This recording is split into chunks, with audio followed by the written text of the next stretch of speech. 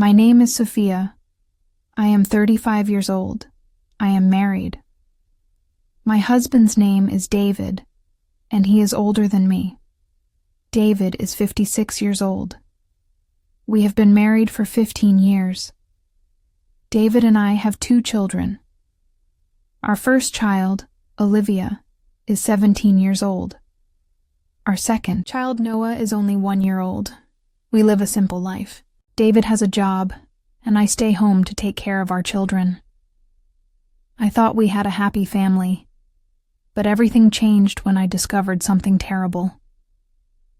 One day, I found out that David has another woman. My heart broke into pieces. I never thought this would happen to me. I tried to talk to him. I asked, "David, is it true? Do you have another woman?" But he got angry. He said, "Why are you asking stupid questions? Stop imagining things." But deep inside, I knew he was lying. That night, I couldn't sleep. I needed to know the truth. So, when David was in the shower, I checked his phone. He caught me. "Why are you looking at my phone?" he shouted. "You have no right to invade my privacy." I was scared, but I had already seen what I needed. There were messages. He told another woman that he loved her. Later, I checked our phone bill. I noticed one number that he called every day. I called the number. A woman answered. She sounded young. I asked, "Who are you?" She laughed and said, "Who are you?" I told her I was David's wife. She said, "Oh, that's your problem, not mine." Tears fell down my face. I never imagined my husband would betray me like this. When I confronted David again, he became even colder. "I'll end it when I feel like it," he said. "You can't control me." I cried the whole night. David had cheated on me once before, many years ago. At that time, I forgave him because of our daughter. Now he is doing it again, even after we had a second child. I feel helpless. Right now I am not working. I left my job to care for our baby. We have a house loan in my name, but we both pay for it. If David leaves, I don't know how I will survive. He knows I need his financial support. That's why he acts like he can do anything he wants. Even our daughter Olivia tried to talk to him.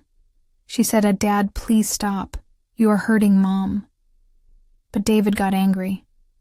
He told her to stay out of it. He even used bad words toward her. Our family is falling apart. One night, he didn't come home. He didn't call. He didn't send any messages. I waited all night, but he never appeared. The next morning, when he finally came home, I asked, "Where were you?" He snapped, "Stop asking questions. I'm tired of this." Another time, he told me he wanted to go on a vacation. I asked, "Can we go together?" But he refused.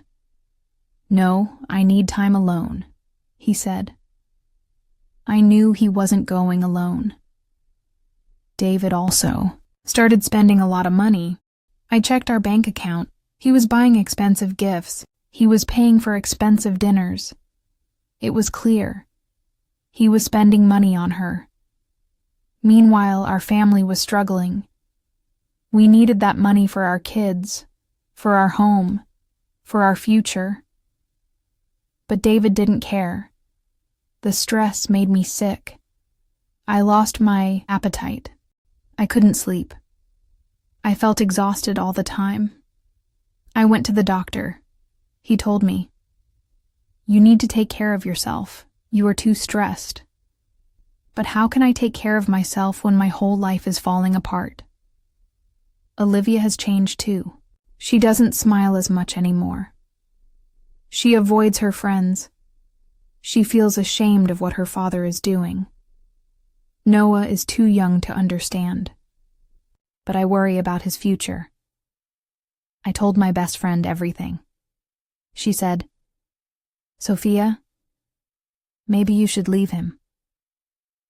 But I feel stuck. I have no job. I cannot take care of 2 children alone. I need his support. My family tells me to be strong. They say, maybe he will change. Maybe he will come back to you. But I don't believe it anymore. I am scared that he will never change. That he will always choose her over us. I don't know what to do. I still love David, even though he is hurting me. I want him to come back to our family. I want him to remember us. I want him to leave his girlfriend. But I don't know if that will ever happen. I feel lost. I feel like I am drowning and I can't find a way out. My health got worse. Because of all this stress, my health started to decline. I often felt dizzy. I lost a lot of weight. I became so weak that I had to be hospitalized. But even when I was lying in a hospital bed, David never visited me. Not even once. He didn't ask how I was feeling. He didn't care. He was still with her. I felt completely broken. I often found myself staring at nothing. I would suddenly burst into tears without any warning. One day while I was in the hospital, a nurse came to talk to me.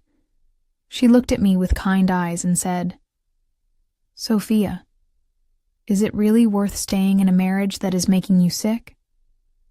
I didn't answer. She continued, "You can't force someone to love you, but you can love yourself. You still have a future. You still have children who need you." I stared at the ceiling. For the first time, I started to think, maybe I should let go of David. But can I?